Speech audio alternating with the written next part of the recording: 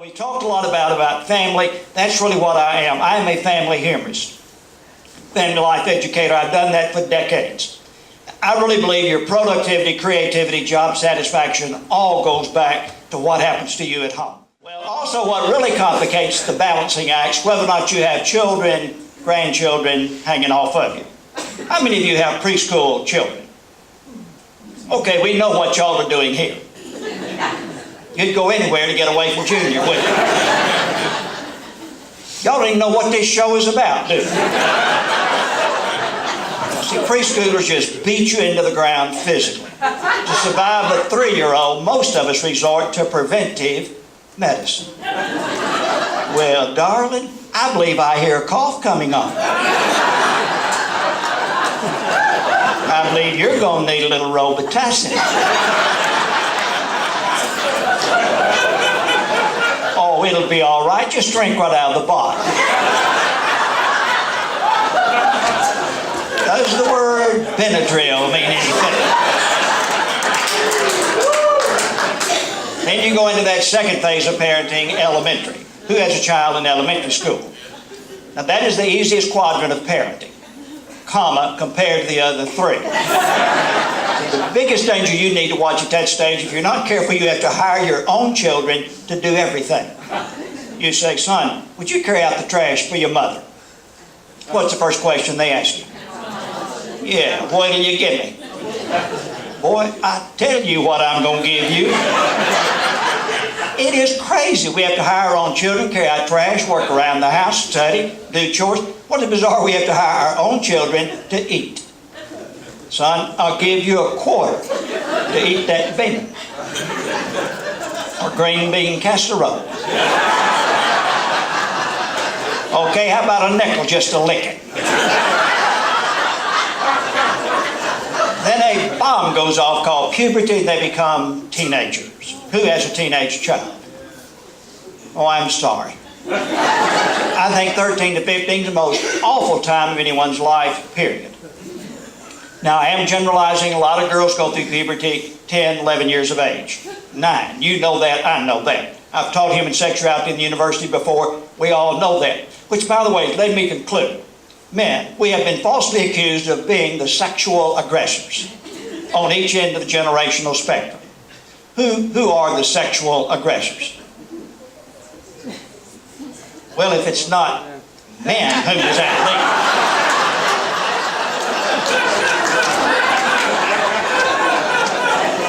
I believe I need to give y'all one of my sex speakers. Well, it is women. I have 2 sons. What happened when my boys were 9, 10 years of age? The phone started ringing. Day and night, day and night, day and night. Your daughters hitting on my little boys. Now, what's happening on the other end of the generational spectrum? 85-year-old widower. Now, what's going on in front of his house? Oh, there's gridlock. All those dear little widows out there circling.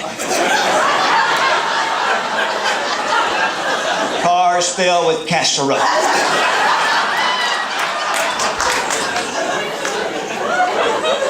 Well, 13 to 15, what I call the cave years. Kid goes in the cave, they don't come out, except to eat, change clothes, ask for money. And when they do come out, they're mad.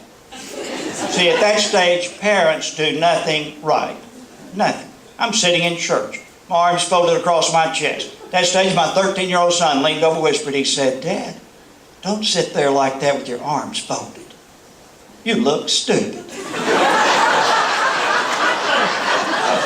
Well, excuse me. How many of you have a 13 to 15-year-old?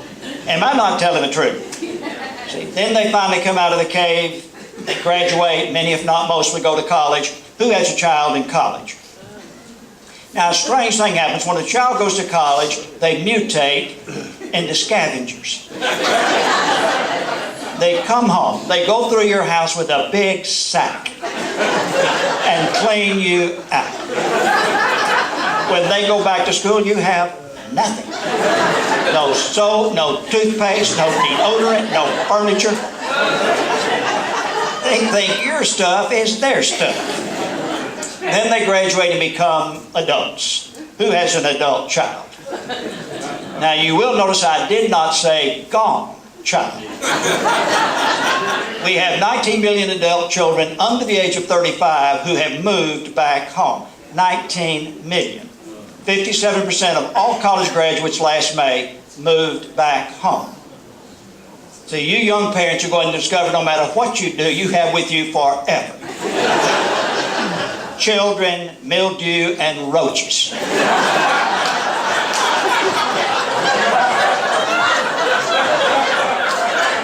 And they're all going to keep reappearing in your life to the day you die.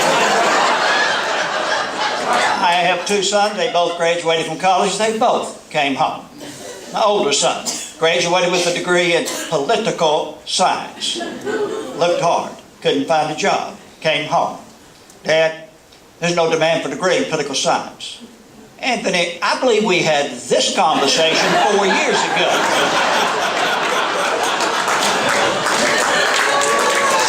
Well, he's a smart boy. He did graduate work at NC State. What would you guess his graduate work was in? Political science. Oh, yeah, son, just keep digging that hole deep. By the way, everybody ought to have at least 3 children. So if one of them is really, really smart, then the other 2 can support him.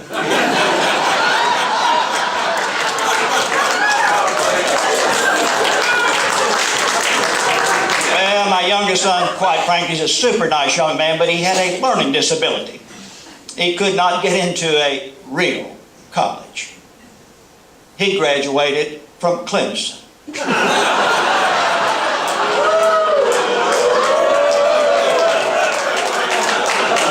Well, the business management major, he came home. But he didn't stay long. After 2 or 3 weeks, he said, Dad, next week, Donnie and I are going to be leaving to go look for work.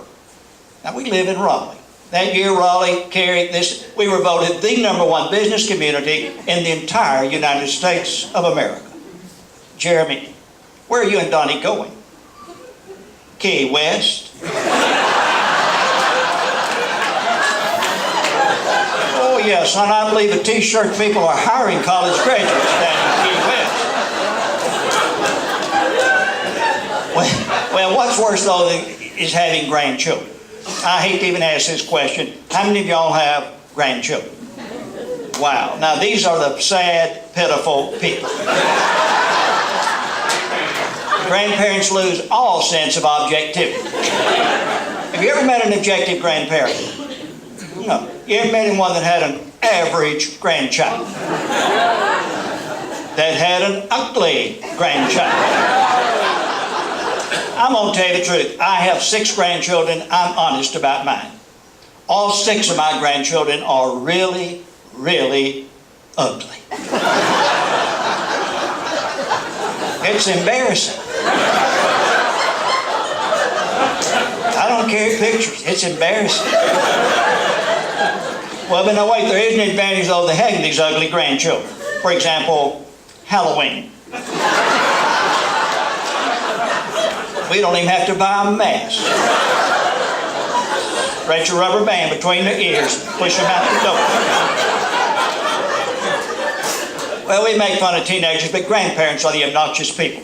I fly every week all over the nation making speeches. In fact, I've flown over 7 million miles. In all that flying, I have never, ever had a teenager sit down beside me on an airplane and say to me, "Hey, man, let me show you some pictures of my grandparents."